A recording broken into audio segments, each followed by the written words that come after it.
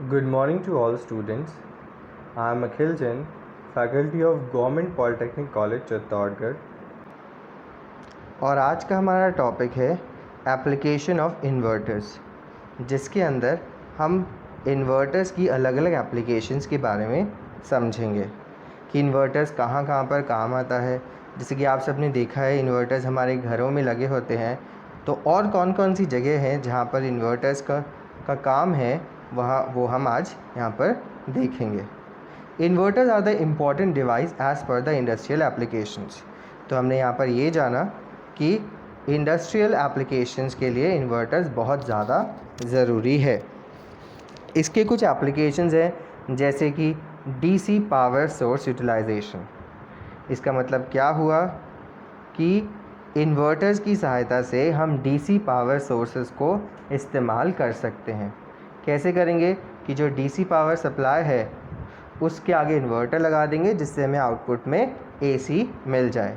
N inverter converts the DC electricity from the source such as batteries और fuel to AC electricity. यही मैंने आपको समझाया कि डीसी से एसी में अगर कन्वर्ट करना है, और डीसी कौन देगा? जो हमारे सोर्सेज हैं, जैसे बैटरीज हो गए, फ्यूल सेल हो गए, ये हमारे सोर्सेज हैं जो हमें डीसी प्रोवाइड करते हैं। इनके आगे इन्वर्टर्स लगाकर हम एसी सप्लाई जनरेट कर सकते हैं। अब uninterrupted power supply, uninterrupted power supply मतलब यूपीएस। हमारा यूपीएस कहाँ लगा होता है? आपने देखा है यूपीएस हम हमारे कंप्यूटर के साथ लगाते हैं। यूपीएस का काम ये होता है कि वो हमें थोड़े टाइम के लिए हमारी सप्लाई को रीस्टोर करके रख सके। अगर कभी लाइट जाती है तो हमारी एकदम से जो कंप्यूटर वो बंद नहीं होता, अगर उसके साथ यूपीएस लगा हुआ हो, वो 10 से 15 मिनट तक हमें सप्लाई देता है, जिससे हम हमारा काम ख़त्म करके जो हम काम कर रहे हैं उसको सेव कर लें और उसके बाद हम उसे बंद कर दें कंप्यूटर को। तो देखिए ये लिखा है UPS uses batteries and an inverter to supply AC power when main power is not available. When main power is restored a rectifier supplies DC power to recharge the batteries। ठीक है, तो यही काम है कि जब सप्लाई गई हुई है तब तो वो सप्लाई देगा हमें, और जब सप्लाई आ रही है, मतलब जब सप्लाई नहीं है तो यूपीएस को जो है वो मेन सप्लाई देगा हमें, और जब सप्लाई आ रही है तो यूपीएस की जो बैटरीज़ हैं वो चार्ज हो जाएंगी, क्योंकि जो यूपीएस है उसके अंदर इन्वर्टर और रेक्टिफायर दोनों लगे हुए होते हैं। तीसरा है power grid inverters. Power grid inverters का काम क्या है? देखिए, grid tied inverters are design to feed into electrical power distribution system. They transfer synchronously with the line and have a little harmonic content as possible. तो मतलब क्या हुआ? देखिए, इन्वर्टर्स जो हैं वो हमारे पावर ग्रिड के अंदर अलग अलग जगह पर लगे हुए होते हैं। जैसे कि अगर हमें HVDC ट्रांसमिशन करना है, वहाँ पर भी हम इन्वर्टर्स का इस्तेमाल करते हैं, या फिर हमारे GSS के ऊपर भी हम इन्वर्टर्स लगाते हैं, जिससे कि जब लाइट चली जाए, क्योंकि GSS के ऊपर बैटरीज अवेलेबल होती हैं, वहाँ पर हम इन्वर्टर्स लगा देते हैं जिससे वहाँ पर कभी भी लाइट की इश्यूज़ नहीं आए। और बैटरीज वहाँ क्यों लगी होती हैं? क्योंकि जो हमारे पैनल्स हैं उनको हमें DC सप्लाई देनी होती है, इसलिए वहाँ बैटरीज़ का इस्तेमाल ज़्यादा होता है। नेक्स्ट है सोलर इन्वर्टर्स। सोलर इन्वर्टर्स क्यों लगाते हैं? देख, सोलर जो है उसका काम क्या होता है? हमारे जैसे सोलर सेल्स हैं वो कन्वर्ट करते हैं हमारी सोलर एनर्जी को इलेक्ट्रिकल एनर्जी में और स्टोर करते हैं उसको बैटरीज़ के अंदर। फिर वो जो बैटरीज़ हैं उनकी सहायता से हमें एनर्जी मिलेगी। तो अगर हमें एसी सप्लाई चाहिए तो हमें वहाँ पर इन्वर्टर्स लगाने होंगे, और फिर हमें आउटपुट में एसी सप्लाई अवेलेबल हो जाती है। तो जैसा अभी तक आपने देखा है, हर जगह पर कहीं ना कहीं बैटरीज़ का काम आ रहा है। जो हमने फर्स्ट पढ़ा था डीसी सोर्स यूटिलाइजेशन, तो हर जगह पर यही हो रहा है कि हमने बैटरी लगा रखी है, उसके आगे इन्वर्टर लगा रखा है, आउटपुट में हमें क्या मिल रहा है? हमें सप्लाई मिल रही है, AC supply. The solar inverter is a balance of system component of a photovoltaic system and can be used for both grid connected or off grid systems. Solar inverter has special function adapted for the use of photovoltaic array, including maximum power point tracking and anti sliding protection। तो यही है कि जो हमारे photovoltaic array लगता है उसके अंदर आउटपुट में हमें मैक्सिमम पावर मिलती है और उसके अंदर लगा हुआ होता है maximum power point tracking system और एंटी आइस लैंडिंग प्रोटेक्शन हमारे सोलर इन्वर्टर्स के अंदर लगी हुई होती है। नेक्स्ट है इंडक्शन हीटिंग। तो अगर आपको इंडक्शन की सहायता से, जो कि हमने EE 302 के अंदर टॉपिक है हमारा इंडक्शन हीटिंग, उसके अंदर हमने पढ़ा है कि हमें जो फ्रीक्वेंसी है वो चेंज करनी होती है जिससे कि हमें आउटपुट के अंदर पावर हमें हीट मतलब आउटपुट में हम हीटिंग आराम से कर सकें। तो इसके लिए भी हम क्या करते हैं, इन्वर्टर्स का इस्तेमाल करते हैं। पहले हम AC को DC में कन्वर्ट करेंगे, फिर DC को वापस से हाई फ्रीक्वेंसी AC में कन्वर्ट कर लेते हैं। वैसे ये काम AC वोल्टेज रेगुलेटर्स या साइक्लो कन्वर्टर्स भी करते हैं, बट इसकी सहायता से हम अच्छे से कर सकते हैं, मतलब इसकी सहायता से भी हम करते हैं।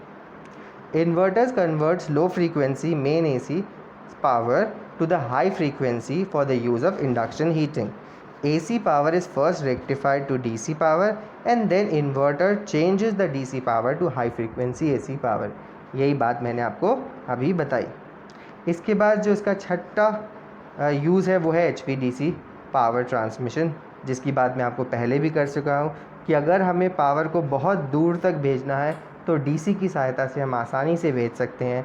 तो हम क्या करते हैं, पावर को कन्वर्ट करते हैं, क्योंकि जनरेशन होता है AC के अंदर, AC को जनरेट करके हम उसको DC में कन्वर्ट करके और फिर उसको हाई वोल्टेजेस के थ्रू आगे की तरफ भेज देते हैं। हाई वोल्टेज मतलब 500 प्लस माइनस 500 DC वोल्ट या फिर प्लस माइनस 1200 DC वोल्ट। इस इतनी पावर के ऊपर हम उसे आगे ट्रांसफ़र करते हैं जिससे कि एट रिसीविंग एंड आपको ज़्यादा लॉसेस ना हो। और दूसरी बात ये भी कि आपको इन्वर्टर मतलब जो हमारा रेक्टिफायर है वो तो हमारे इनपुट एंड पर लगेगा और जो इन्वर्टर है वो हमारे रिसीविंग एंड पर लगाया जाएगा। सातवां इसका यूज़ है वो है इलेक्ट्रोशॉक वेपन्स। ये इन वेपन्स का काम ये होता है कि बहुत ही छोटे DC वोल्ट को बहुत high voltage just for a second, जैसे कि वो इलेक्ट्रो वेपन्स बन सके, वहाँ पर ब्लास्ट वो कर सकें, इसलिए बहुत ही स्मॉल टाइम के लिए स्मॉल DC बैटरी 9 वोल्ट की DC बैटरी से हम जनरेट कर सके several tens of thousands of voltage, मतलब इतना हाई वोल्टेज हम जनरेट कर सकें, उसके लिए भी हम इन्वर्टर्स का इस्तेमाल करते हैं। कब इस्तेमाल करते हैं, अगर हमें इलेक्ट्रोशॉक वेपन्स बनाने हो तो। आठवां यूज़ है इलेक्ट्रिक मोटर स्पीड कंट्रोल। अगर हमें इलेक्ट्रिक मोटर का स्पीड को कंट्रोल करना है तो वैसे तो हम रेक्टिफायर के थ्रू भी कर सकते हैं, बट अगर हमारी सप्लाई आ रही है मेन सप्लाई, तो हम किस तरह से ज़्यादा अच्छे से कर सकते हैं, तो वो हम इन्वर्टर्स को डिज़ाइन करते हैं जिससे हमें वेरिएबल आउटपुट वोल्टेज मिल जाए।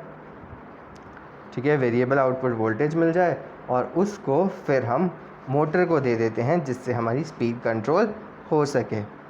ठीक है, inverter circuit design to produce a variable output voltage range are often use within the motor speed control. तो क्या करते हैं, उसी रेंज में उसको हम वोल्टेज को चेंज करते हैं जिस में हमें मोटर का स्पीड को कंट्रोल करना हो। और लास्ट हमारी एप्लीकेशन इसकी है एयर कंडीशनिंग। एयर कंडीशनिंग मतलब जो हमारे एयर कंडीशनर्स होते हैं उनके अंदर भी इन्वर्टर्स लगा होता है, जैसे कि आपने अभी देखा है आजकल के जो नए हमारे AC आ रहे हैं उसके अंदर हम इन्वर्टर्स लगा के रखते हैं जिससे कि वो हमारी बेटर परफॉर्मेंस दे सकें, मतलब at the time of cutout उसके अंदर कम पावर लॉस हो, इसलिए यहाँ पर हम इन्वर्टर्स लगाते हैं। देखिए, and inverters can be use to control the speed of the compressor motor to drive variable refrigerant flow in air conditioning system to regulate system performance. तो यहाँ पर ऐसा करने से हमारे को जो एफिशिएंसी मिलेगी वो ज़्यादा मिलेगी एज़ कम्पेयर टू जो हमारे पहले पुराने हमारे जो AC होते थे उसके अंदर हमारी बहुत ज़्यादा एनर्जी कंजम्पशन होता था, बट यहाँ पर हमने सिस्टम को इम्प्रूव कर लिया है by the use of inverters.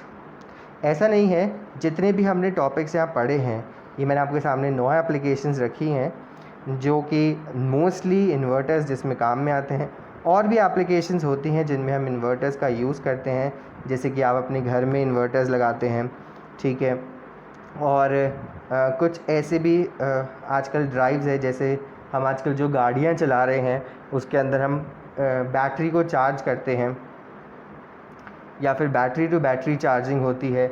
ऐसा जहाँ पर भी होता है वहाँ पर इन्वर्टर्स लगे हुए होते हैं।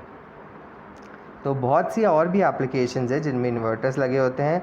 हमने यहाँ पर जो 9 एप्लीकेशन देखी हैं उनके हिसाब से ये अगर 9 एप्लीकेशंस आप अपने एग्ज़ाम में लिख के आते हैं तो आपको इस टॉपिक के अंदर पूरे मार्क्स इजीली अवेलेबल हो जाएंगे। तो कोशिश कीजिए इनको लर्न करने की। तो आज का टॉपिक हम यहीं ख़त्म करते हैं। धन्यवाद।